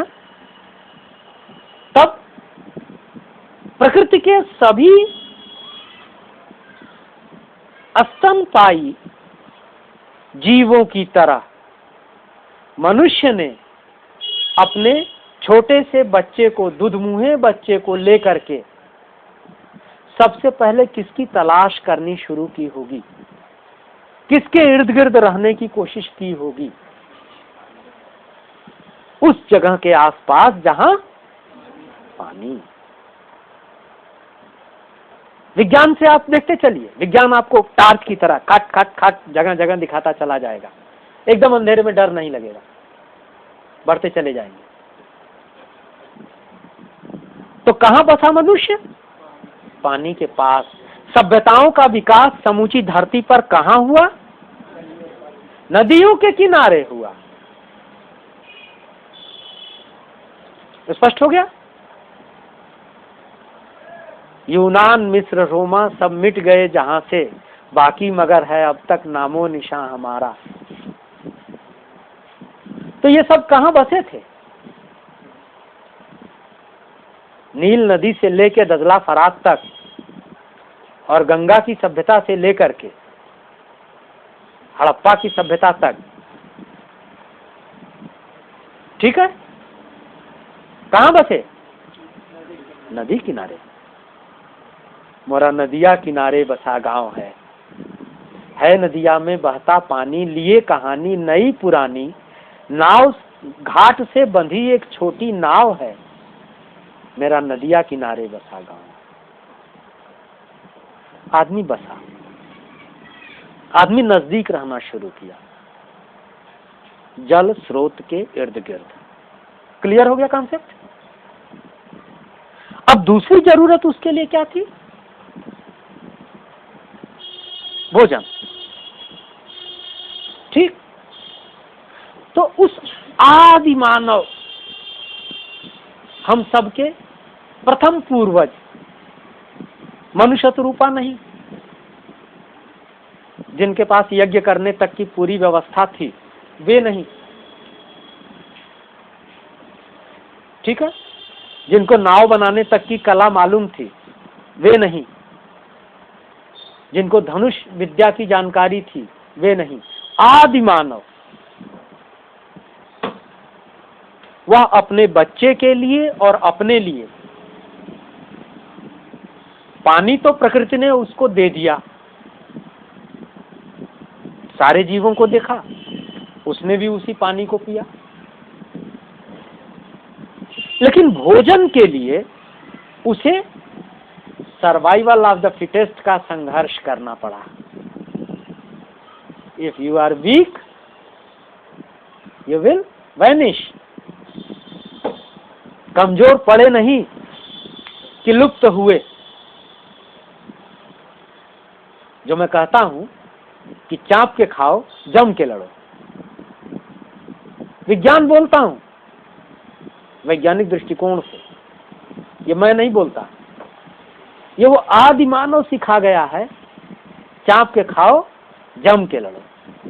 पहला पुरखा, प्रथम पूर्वज, उसको खाने के लिए क्या उपलब्ध था?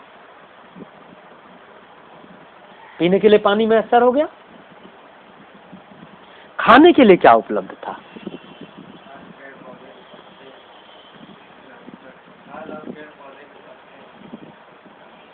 फल और पेड़ पौधे के पत्ते और जानवर। और कोई?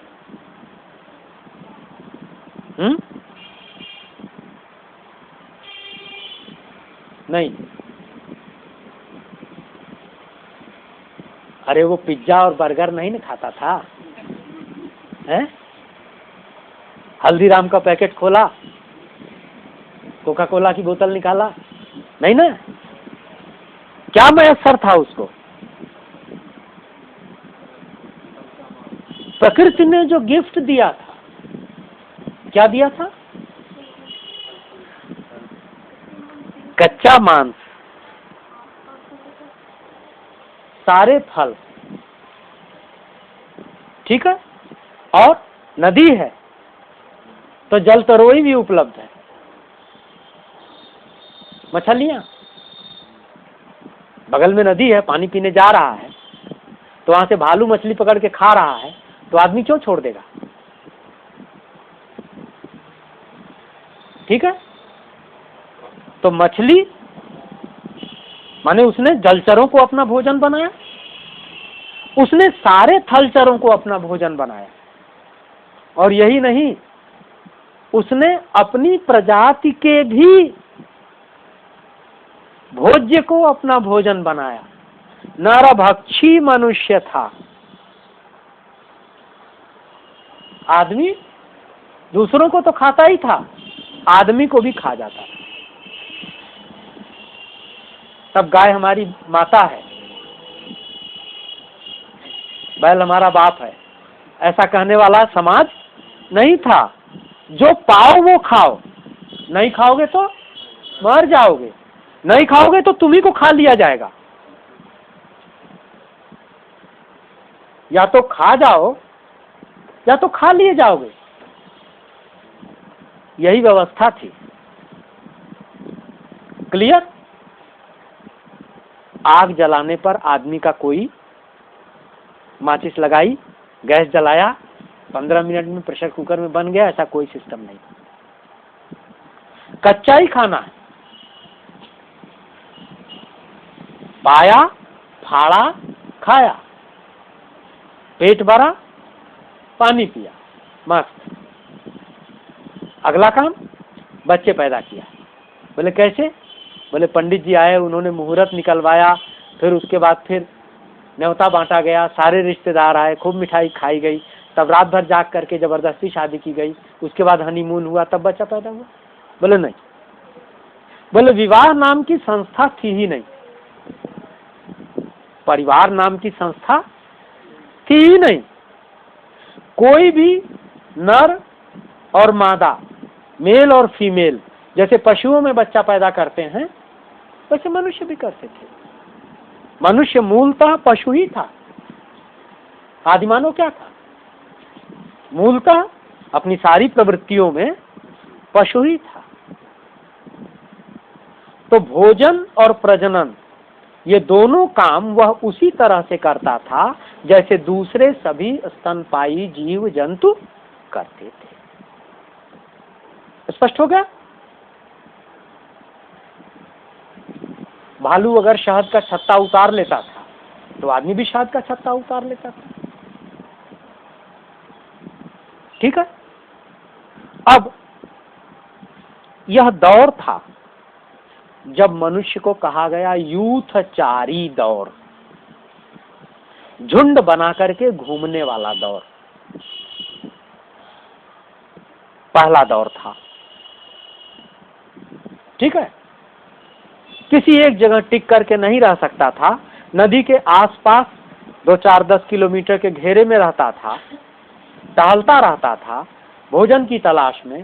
जहां रात हो जाती थी वहां रुक जाता था, जो जहां ठिकाना पाता था सो जाता था, सुबह हो जाती थी, फिर भोजन की तलाश जारी। ठीक है। यूथचारी मनुष्य से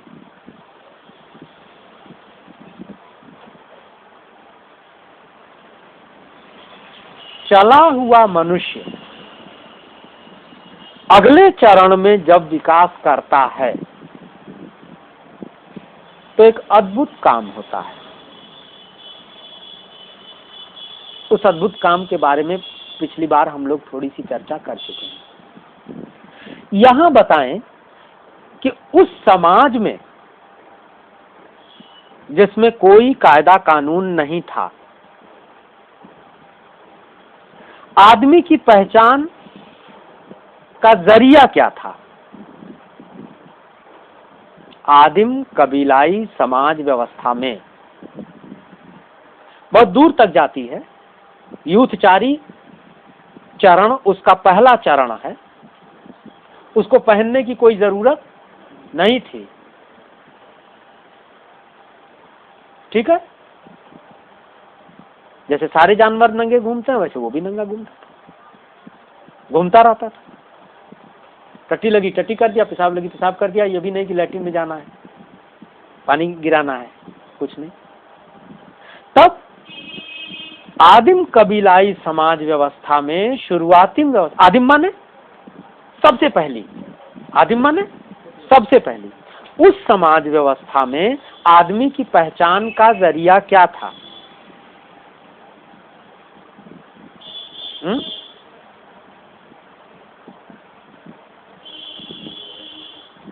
कैसे पहचाना जाता था आदमी?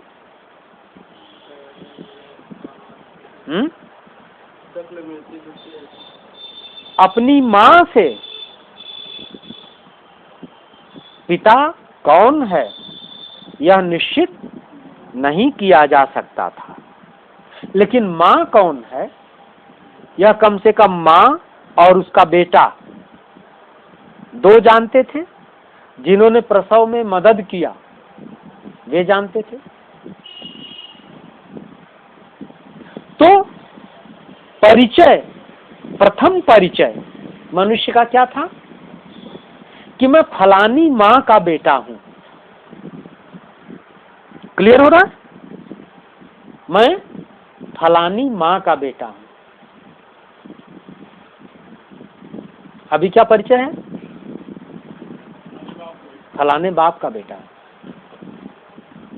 तो परदादा नहीं हुआ करते थे, लेकिन परदादी हुआ करती थी। मां की मां भी थी, मां की भी मां थी। तो चूंकि मां से ही पूरे समाज का परिचय होता था और बचपन से ही बच्चे को मां की बात मानने की आदत पड़ा करती थी, ठीक है। इसलिए जो सबसे बुढ़िया मां है, इतनी बुढ़िया हो गई है कि अब उसको दिखाई नहीं दे रहा, आंखों में मोतियाबिंद हो गया है। तब आंख वाले डॉक्टर नहीं हुआ करते थे कि पट से चश्मा लगा देंगे। सारे दांत टूट गए हैं, बाल लटियाए हुए हैं, एकदम सफेद हैं, रोआ रोआ बरौनी बरौनी सफेद हो गई है। वो किसी तरह से लकड़ी का एक अनगढ़ डंडा लेकर के किसी बच्चे के हाथ पे कंधा रह करके टटोलती हुई एक जगह पेड़ के नीचे बैठ सकती थी, ठीक। वह उस कबीले की सबसे ज्यादा सम्मानित, प्रतिष्ठित और सत्ता की केंद्र में सबसे ज्यादा अनुभवी होने के चलते हुआ करती थी। सत्ता संघर्ष होता था पीढ़ियों के बीच में, उसकी कहानी 2 कदम के आगे आएगी। तो मातृ प्रधान व्यवस्था थी। मैं शब्द का विग्रह कर रहा हूं। आदिम माने सबसे पहली, कबीलाई यानी झुंड में, कबीले में जीने की व्यवस्था। आदिम कबीलाई मातृ प्रधान, मां के नेतृत्व में चलने वाली, पुरुष प्रधान नहीं, मातृ प्रधान, नारी सत्ताक, मातृ सत्ता वाला समाज, वह व्यवस्था। अब मातृ प्रधान समाज व्यवस्था में क्यों थी, इसका कारण आपको पता लग गया। WH टाइप से चलिएगा,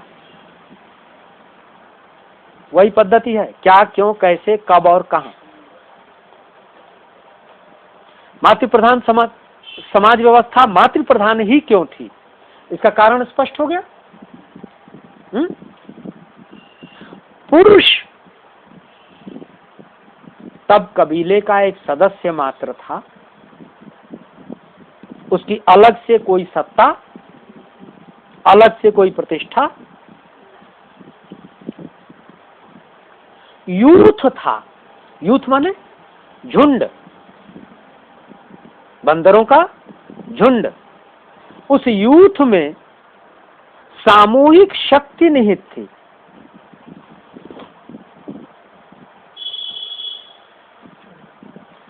उस यूथ में सामूहिक शक्ति निहित थी। व्यक्ति की सबसे बड़ी सजा क्या हो सकती थी? मौत। मौत के बाद उसको खा जाना, ठीक है। दूसरे नंबर की सबसे बड़ी सजा क्या हो सकती थी? अपने झुंड से उसको भगा देना, भाग जाओ। तो समूह में रहा हुआ व्यक्ति, शेर, हाथी, भालू, चीता और जो लुप्त हो गई प्रजाति, कौन? डायनासोर तक से बाज जाता था और जीत जाता था।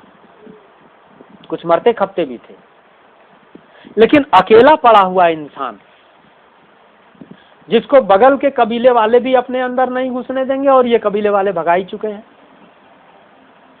वो कब मर जाएगा कोई भरोसा, ठीक है। तो इस रूप में मातृसत्ताक समाज व्यवस्था में कबीले से भगा दिया जाना मर जाने जैसा ही दंड था, मरना सुनिश्चित ही था। कबीले की ताकत कब बड़ी होती? जब कबीले में सदस्यों की संख्या अधिकतम होती। मतलब कि एक एक बच्चे की जिंदगी, एक एक बीमार की जिंदगी को बचाने की जिम्मेदारी किसी व्यक्ति पर थी? हजारों हजार लोगों का झुंड है, कोई बीमार पड़ गया, कोई बच्चा हो गया, कोई चलते चलते गिर गया, चोट लग गई, चल रहे हैं, चलते चले जा रहे हैं, किसकी जिम्मेदारी थी? समूचे की थी, पूरे कबीले की थी। क्लियर हो रहा है? कंसेप्ट देखिए, आपकी सुरक्षा की जिम्मेदारी किसकी है? आपकी अर्थव्यवस्था की जिम्मेदारी किसकी है? भले पापा कमाते हैं, नोट ले आते हैं, मम्मी रोटी बनाती है और मैं मस्ती करता हूं, पापा मम्मी की जिम्मेदारी। परिवार में आपकी सुरक्षा नहीं है, लेकिन तब परिवार था ही नहीं, समूचा कबीला ही एक परिवार था। तो कबीले के ऊपर, समूह के ऊपर व्यक्ति की जिम्मेदारी थी। क्लियर? तो व्यक्ति कितना ले सकता था और व्यक्ति से कितना लिया जा सकता था। अभी क्या है, आडवाणी जी कई करोड़, तो मनमोहन जी उनसे भी ज्यादा करोड़, तो ओबामा जी और ज्यादा करोड़। करोड़ों करोड़ में किसी का पेट भर नहीं रहा है, और मिस्टर कंगाल 28 रुपया रोज। तो मिस्टर कंगाल से मिस्टर मालामाल के बीच की यह लंबी रेंज लेने की अलग अलग स्थितियों पर अलग अलग सीमा है। लेकिन आदिम कबीलाई समाज में आप अधिकतम कितना ले सकते थे समाज से? क्या ले सकते थे? अरे जितना पेट भर जाए उतने न खाएंगे, ठीक? शिकार मारा तो भरपेट खाइए, पता नहीं अगला शिकार कब मिलेगा, मिलेगा नहीं मिलेगा, किन परिस्थितियों से गुजरना होगा। तो आवश्यकता भर व्यक्ति को मिलता था, और एकमात्र आवश्यकता थी भोजन। जल मुफ्त का था, वो भी भरपेट पी लीजिए, संचित करने का कोई चिंता नहीं करनी थी, क्योंकि फिर थोड़ी दूर गए, फिर प्यास लगी, आके फिर पी लिया। स्पष्ट हो रहा है? और व्यक्ति देता क्या था? समूह को अपनी समूची शक्ति देता था। कोई आलसी, निकम्मा, कामचोर, धूर्त, स्वार्थी, झूठा, चोर हो ही नहीं सकता था, क्योंकि ये शब्द पैदा ही नहीं हुए थे। क्योंकि इन शब्दों को जो एक दूसरे के साथ समाज के सदस्यों का संबंध है, जिन्होंने पैदा किया, उन संबंधों का विकास अभी तक नहीं हुआ था। स्पष्ट है? तो वह व्यवस्था एक नियम का पालन करती थी, आवश्यकता के अनुरूप दीजिए व्यक्ति को, और क्षमता के अनुरूप लीजिए समूह के हित में व्यक्ति से। गर्भवती मां, सद्य प्रसूता मां दूसरों की तुलना में निश्चित कम श्रम करेंगी, लेकिन उनको जिंदा रखना किसकी जिम्मेदारी है? कोई पति तो है नहीं, समूचे समाज की। सब लोग शिकार मारेंगे, वो उछल उछल के शिकार नहीं मार सकते, तो वो सब लोग मारेंगे, अपने खाएंगे तो उनको भी खिलाएंगे। छोटा बच्चा है, शिकार नहीं मार सकता, तो अपने मुंह में उसको गोश्त को कूचेंगे, चुभलाएंगे।